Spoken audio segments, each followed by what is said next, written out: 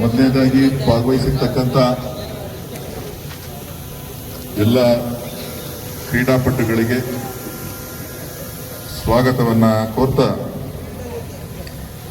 ಶುಭಾಶಯಗಳನ್ನು ಕೂಡ ನಾನು ಹೇಳಲಿಕ್ಕೆ ಬಯಸ್ತೇನೆ.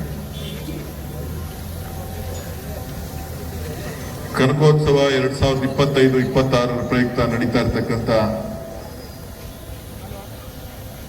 ಈ ಒಂದು 5 ತಾಲೂಕುಗಳ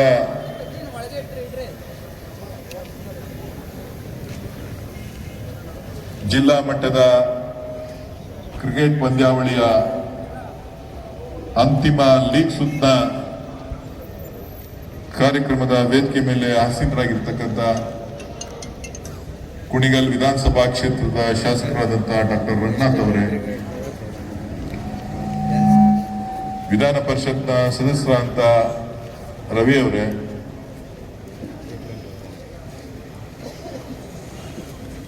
ಶ್ರೀಕಂಠೂರ್ ಅವರೇ, ವಿಜಯ್ ದೇವ್ರವರೇ, ಅದರ ಜೊತೆಗೆ ಅನೇಕ ಯುವ ಸ್ನೇಹಿತರುಗಳು ಬಂದಿದ್ದಾರೆ. ಪುಟಾಣಿ ಮಕ್ಕಳು ಈಗ ತಾನೇ ಸ್ವಾಗತ ನೃತ್ಯವನ್ನು ಮಾಡಿ ಈ ಒಂದು ಕಾರ್ಯಕ್ರಮಕ್ಕೆ ಚಾಲನೆಯನ್ನ ಕೊಟ್ಟಿದ್ದಾರೆ.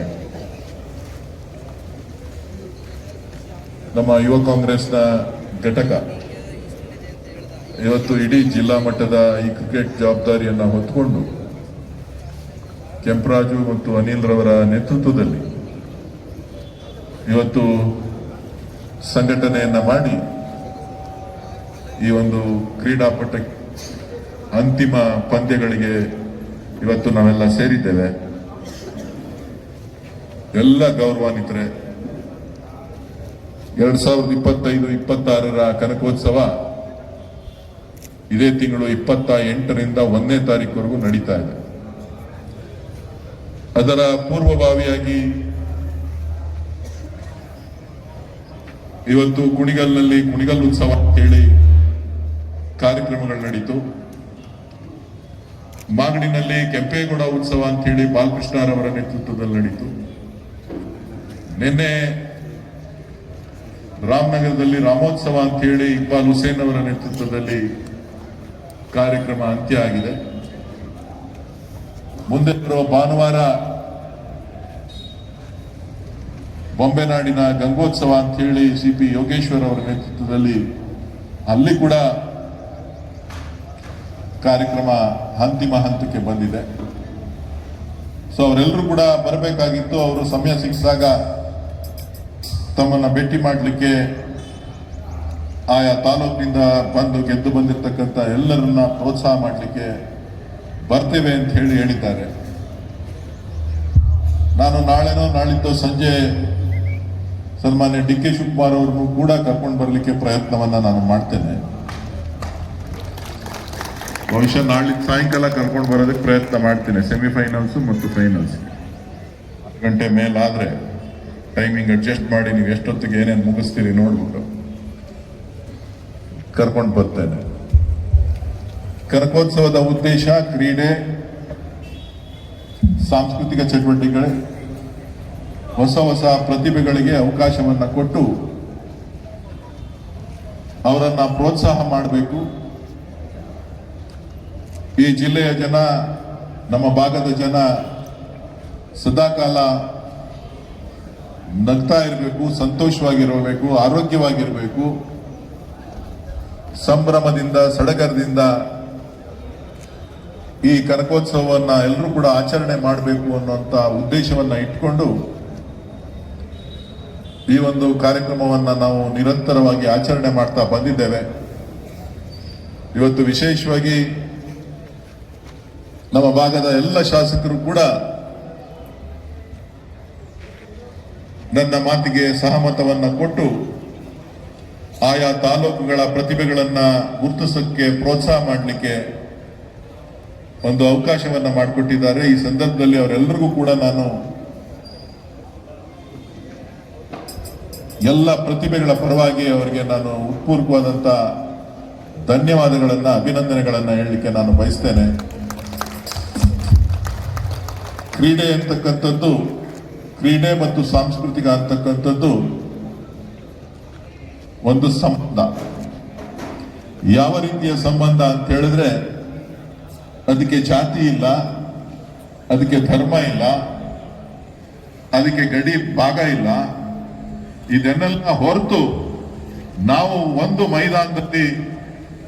ಮೈದಾನದಲ್ಲಿ ನಾವು ಸೇರಿದಾಗ, ಒಂದು ವೇದಿಕೆ ಮೇಲೆ ಸೇರಿದಾಗ ನಮ್ಮಲ್ಲಿರತಕ್ಕಂಥ ಪ್ರತಿಭೆಯನ್ನ, ನಮ್ಮಲ್ಲಿರ್ತಕ್ಕಂಥ ಶಕ್ತಿಯನ್ನ, ನಮ್ಮಲ್ಲಿರ್ತಕ್ಕಂಥ ಚಿಂತನೆಗಳನ್ನ ಹೊರಹಾಕಿ ನಮ್ಮ ಆರೋಗ್ಯವನ್ನ ಕಾಪಾಡಿಕೊಳ್ಳೋದ್ರ ಜೊತೆಗೆ ಬೇರೆಯವ್ರಿಗೂ ಕೂಡ ಮಾದರಿಯಾಗಿ ಒಗ್ಗಟ್ಟಿನ ಪ್ರದರ್ಶನವನ್ನ ಮಾಡ್ತಾ ಈ ಒಂದು ಕ್ರೀಡೆಗೆ ನಾವೆಲ್ಲರೂ ಕೂಡ ಬೆಂಬಲವನ್ನ ಕೊಡ್ತಾ ಬಂದಿದ್ದೇವೆ.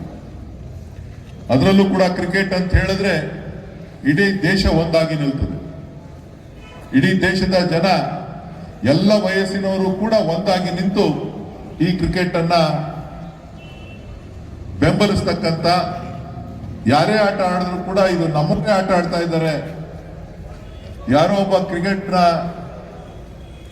ಟೀಮ್ ನಲ್ಲಿರ್ತಕ್ಕಂಥವರು ಔಟ್ ಆಯ್ತು, ನಾವೇ ಔಟ್ ಆದಂತ ಭಾವನೆ, ಯಾರೋ ಒಂದು 4 ಹೊಡಿತು ಅಂತ ಅಂದ್ರೆ ನಾನೇ ಒಂದು 4 ಹೊಡೆದಂತ ಭಾವನೆ, ಯಾರೇ ಒಂದು ವಿಕೆಟ್ ತಗೊಂಡ್ರೆ ನಾನೇ ಒಂದು ವಿಕೆಟ್ ತಗೊಂಡಂತ ಭಾವನೆ, ಇದು ಇದರಲ್ಲಿ ಬರಲಿಕ್ಕೆ ಸಾಧ್ಯ ಇಲ್ಲ. ಇದು ಎಲ್ಲಪ್ಪ ಬರಲಿಕ್ಕೆ ಸಾಧ್ಯ ಅಂದ್ರೆ ಅದು ಕ್ರಿಕೆಟ್ ನಲ್ಲಿ ಒಂದುಗೂಡಿಸ್ಲಿಕ್ಕೆ, ಭಾವನೆಗಳನ್ನ ಒಂದುಗೂಡಿಸಿ ಜೊತೆನಲ್ಲಿ ತೆಗೆದುಕೊಂಡು ಹೋಗೋದಕ್ಕೆ ಈ ಮೈದಾನದಲ್ಲಿ ಮಾತ್ರ ಸಾಧ್ಯ.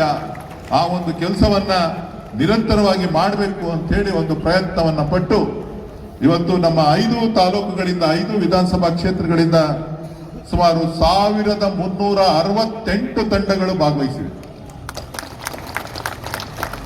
1368 ತಂಡಗಳು ನಿರಂತರವಾಗಿ ಸುಮಾರು 45 ದಿನಗಳಿಂದ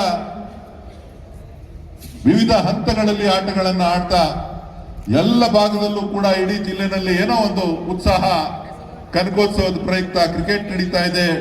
ಡಿ.ಕೆ. ಶಿವಕುಮಾರ್ ಅವರ ನೇತೃತ್ವದಲ್ಲಿ ಕ್ರಿಕೆಟ್ ನಡೀತಾ ಇದೆ, ರಂಗನಾಥ್ ಅವರ ನೇತೃತ್ವದಲ್ಲಿ ಕ್ರಿಕೆಟ್ ನಡೀತಾ ಇದೆ, ಇಕ್ಬಾಲ್ ಹುಸೇನ್ ಅವರ ನೇತೃತ್ವದಲ್ಲಿ ಕ್ರಿಕೆಟ್ ನಡೀತಾ ಇದೆ, ಬಾಲಕೃಷ್ಣ ಅವರ ನೇತೃತ್ವದಲ್ಲಿ ಕ್ರಿಕೆಟ್ ನಡೀತಾ ಇದೆ, ಯೋಗೇಶ್ವರ್ ಅವರ ನೇತೃತ್ವದಲ್ಲಿ ಕ್ರಿಕೆಟ್ ನಡೀತಾ ಇದೆ. ಸೊ ಬಹುಶಃ ಎಲ್ಲ ಶಾಸಕರು ಕೂಡ ನಿಮ್ಮನ್ನ ಬೆಂತಟ್ಟಿ ಪ್ರೋತ್ಸಾಹ ಮಾಡತಕ್ಕಂಥ ಒಂದು ಪ್ರಯತ್ನವನ್ನ ಇವತ್ತು ಮಾಡಿದ್ದಾರೆ. ಸೊ ಹಾಗಾಗಿ ಇವತ್ತು ನಾವಿಲ್ಲೆಲ್ಲ ಸೇರಿದ್ದೇವೆ. ನಾನಾದ್ರೂ ಹೇಳಲಿಕ್ಕೆ ಇಷ್ಟಪಡೋದಿಷ್ಟೇ, ನಾನು ಅನೇಕ ಸಂದರ್ಭದಲ್ಲಿ ಹೇಳಿದ್ದೇನೆ, ಈ ಮೈದಾನ ನಿಮ್ಮದು,